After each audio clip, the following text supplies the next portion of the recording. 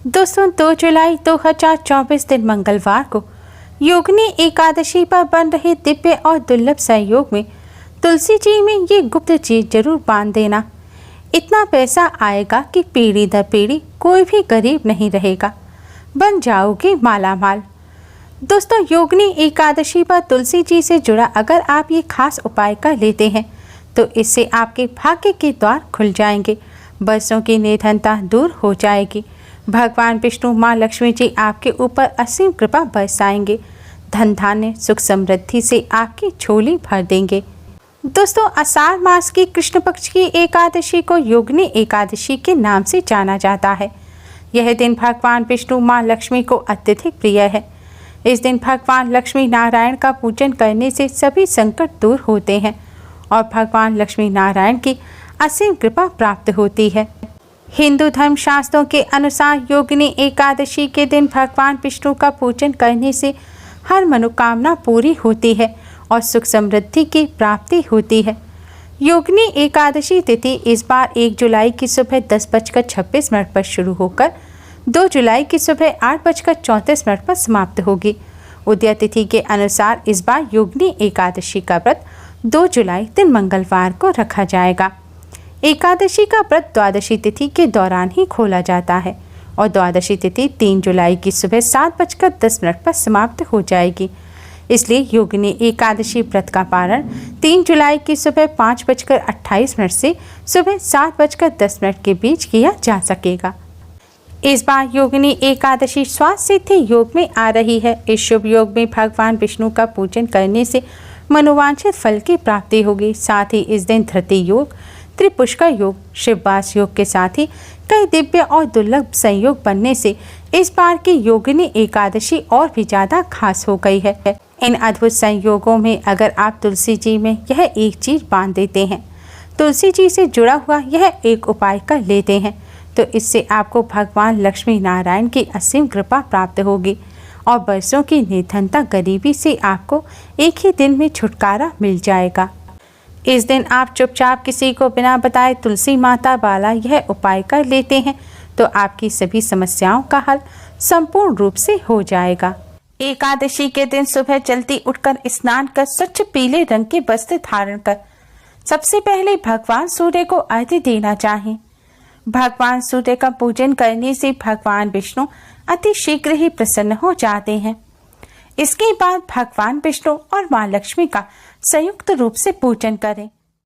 एकादशी पर भगवान विष्णु माँ लक्ष्मी का पूजन साथ में करने से भगवान विष्णु के साथ घर में माँ लक्ष्मी का भी स्थायी वास होता है। भगवान के सामने धूप दीप जलाकर पीले पुष्प अर्पित करें और हो सके तो पीले मिष्ठान का ही भोग लगाएं। फिर भगवान विष्णु के 12 मंत्र ओम नमो भगवते वासुदेवाय का जाप करें। ऐसा करने से भगवान विष्णु की असीम कृपा प्राप्त होती है। दोस्तों एकादशी तिथि भगवान विष्णु माँ लक्ष्मी को समर्पित होती है। एकादशी पर भगवान विष्णु का आशीर्वाद प्राप्त करने के लिए, माँ लक्ष्मी की कृपा प्राप्त करने के लिए तुलसी जी का पूजन अवश्य ही करना चाहिए, क्योंकि तुलसी जी भगवान विष्णु जी को अत्यधिक प्रिय है और शास्त्रों में तुलसी जी को माँ लक्ष्मी का ही स्वरूप बताया गया है। तुलसी जी का पूजन करने से भगवान लक्ष्मी नारायण की असीम कृपा प्राप्त होती है। शास्त्रों के अनुसार एकादशी के दिन तुलसी जी के पत्ते नहीं तोड़े जाते। इस दिन तुलसी पत्ते तोड़ना वर्जित होता है और ऐसा करने से दोष लगता है, लेकिन इस दिन तुलसी जी का पूजन अवश्य ही करना चाहिए। आज के दिन तुलसी जी का पूजन करने से घर में छाई गरीबी दूर हो जाती है। भगवान लक्ष्मी नारायण की कृपा से घर में सुख समृद्धि आती है और घर में खुशहाली छा जाती है। जीवन में चले आ रहे कष्ट दूर होते हैं। तुलसी माता का पूजन करने के लिए सबसे पहले स्नान कर स्वच्छ वस्त्र धारण करें। तुलसी माँ का पूजन करने से पहले भगवान लक्ष्मी नारायण का पूजन करें। पूजन के दौरान भगवान जी के सामने एक दिया जलाएं और एक सुगंधित धूपबत्ती जलाएं। फिर भगवान जी को फल मिष्ठान का भोग लगाएं। इसके बाद भगवान लक्ष्मी नारायण के सामने एक लाल रंग का धागा या फिर लाल रंग का कलावा रखें। कलावा मौली जो यज्ञ पूजन में इस्तेमाल की जाती है और कलाई पर बांधी जाती है। आप वह रख सकते हैं, वह ना हो तो एक लाल रंग का धागा आप भगवान जी के सामने रखें और इसके पश्चात भगवान लक्ष्मी नारायण का पूजन करें। सबसे पहले भगवान विष्णु जी के द्वादश मंत्र ओम नमो भगवते वासुदेवाय का जाप करें। इस मंत्र का आज के दिन अधिक से अधिक जाप करना चाहिए। हो सके तो 108 बार मंत्र का जाप अवश्य ही करें और फिर माँ लक्ष्मी जी को प्रणाम कर जय माँ लक्ष्मी का थोड़ी देर जाप करें। एकादशी के दिन विष्णु सहस्त्र नाम का पाठ करना भी बहुत शुभ माना जाता है। इस तरह भगवान लक्ष्मी नारायण का पूजन करने के पश्चात अब आप तुलसी माता का पूजन करें। तुलसी माँ का पूजन करने के लिए तुलसी माँ को प्रणाम करें। फिर तुलसी जी के पास एक दिया जलाएं। अगर शुद्ध घी का दिया हो तो बहुत अच्छा रहेगा। अगर शुद्ध घी ना हो तो अन्य घी जिसका भी आप मंदिर में दिया जलाते हैं वह दिया आप तुलसी जी के पास जलाएं। इसके बाद आप तुलसी माता को प्रणाम कर भगवान विष्णु जी के पास आपने जो लाल रंग का धागा रखा था उस धागे को आप तुलसी के पौधे पर बांध दें। आप लाल रंग के धागे को तुलसी माता पर 7 बार लपेटें और एक गांठ लगाएं। धागा लपेटते समय आपको ओम नमो भगवते वासुदेवाय मंत्र का जाप करते रहना है। तुलसी जी पर धागा बांधने के पश्चात अब आप तुलसी माँ की 11 परिक्रमा करें। ध्यान रखें धागा आपको क्लॉकवाइज ही बांधना है। जैसे घड़ी की सुइयां घूमती हैं इस प्रकार आपको तुलसी जी पर धागा बांधना है और क्लॉकवाइज ही तुलसी जी की परिक्रमा करनी है।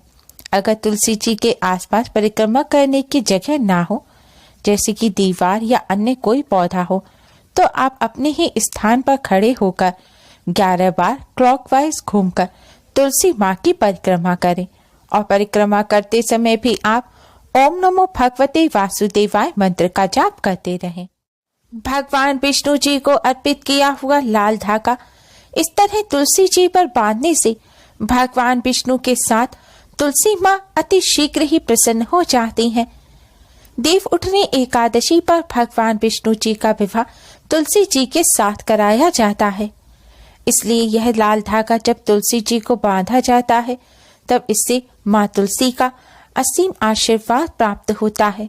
तुलसी माँ की कृपा से घर में सुख समृद्धि बनी रहती है। भगवान विष्णु अपने भक्तों के सभी कष्टों को दूर करते हैं।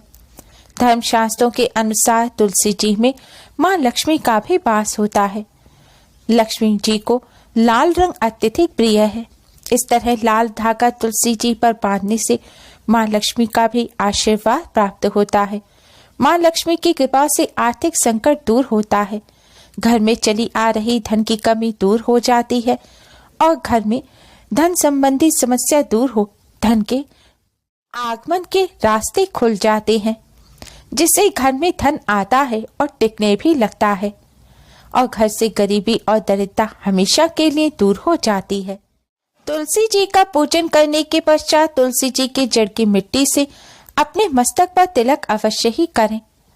तुलसी जी की जड़ की मिट्टी बहुत ही चमत्कारी होती है। धर्मशास्त्रों के अनुसार तुलसी जी की जड़ की मिट्टी से तिलक करने से दरिद्रता दूर हो जाती है, साथ ही दुर्भाग्य भी सौभाग्य भी बदल जाता है। इसलिए तुलसी जी के चरणों की रज अपने मस्तक पर धारण अवश्य ही करें। पद्म पुराण के अनुसार तुलसी जी के पत्तों से जो जल गिर रहा होता है वह जल अगर मनुष्य अपने सिर पर धारण कर ले यानी कि सिर पर लगा ले तो इससे समस्त तीर्थों में स्नान करने और 10 बार गंगा स्नान करने का पुण्य फल भी प्राप्त हो जाता है। तुलसी जी मनुष्य के सभी पापों को नष्ट कर दुर्भाग्य को दूर कर देती हैं। तुलसी माँ की कृपा के साथ भगवान लक्ष्मी नारायण की भी कृपा प्राप्त होती है। शास्त्रों के अनुसार जिस घर में तुलसी जी का पौधा होता है वहां देवी देवताओं का वास होता है। तुलसी जी परिवार में आने वाले संकट के बारे में पहले ही संकेत दे देती हैं। जहां तुलसी जी का पौधा होता है वहां कभी भी आकाशीय बिजली भी नहीं गिरती, इसलिए घर में तुलसी जी का पौधा अवश्य ही लगाना चाहिए। एकादशी के दिन तुलसी माता का पूजन विशेष रूप से किया जाता है। इस दिन तुलसी माँ का पूजन किए बिना भगवान विष्णु का पूजन अधूरा रहता है। तुलसी माँ का पूजन करते समय महिलाओं को अपना सिर अवश्य ही ढकना चाहिए। बिना जूते चप्पल पहने तुलसी जी का पूजन करना चाहिए। तुलसी जी का पूजन सदैव भगवान विष्णु के पूजन करने के पश्चात ही करना चाहिए। तुलसी जी के पास संध्या काल के समय दीपक अवश्य ही जलाना चाहिए। कहते हैं जिस घर में रोजाना तुलसी जी के पास संध्या काल के समय दीपदान किया जाता है, उस घर में कभी भी गरीबी और दरिद्रता नहीं आती। दोस्तों, एकादशी पर भगवान विष्णु माँ लक्ष्मी की कृपा प्राप्त करने के लिए कुछ बातों का ध्यान भी रखना चाहिए। कुछ ऐसे कार्य हैं जिन्हें एकादशी पर करने से दोष लगता है और पूजन का भी फल प्राप्त नहीं होता। एकादशी के दिन ब्रह्मचर्य का पालन करना चाहिए। चावल और जौ का सेवन नहीं करना चाहिए। आज के दिन मांस मदिरा का सेवन भी ना करें। भगवान विष्णु जी के भक्तों को आज के दिन प्याज लहसुन का सेवन भी नहीं करना चाहिए। एकादशी के दिन रात्रि जागरण का विशेष महत्व होता है। हो सके तो एकादशी की रात्रि को जागकर अधिक से अधिक भगवान विष्णु का पूजन करना चाहिए। अगर ऐसा ना करें सके तो एकादशी की संध्या काल पर एक अखंड दीपक जलाना चाहिए जो पूरी रात भर जलता रहे। ऐसा करने से भी भगवान लक्ष्मी नारायण का आशीर्वाद प्राप्त होता है। उम्मीद है आपको हमारी वीडियो पसंद आई होगी। प्लीज लाइक कर अपने फ्रेंड्स के साथ शेयर जरूर करें और यूजफुल वीडियोस के लिए चैनल को सब्सक्राइब कर बेल आइकन को भी जरूर दबाएं। Thanks for watching. Radhe Radhe.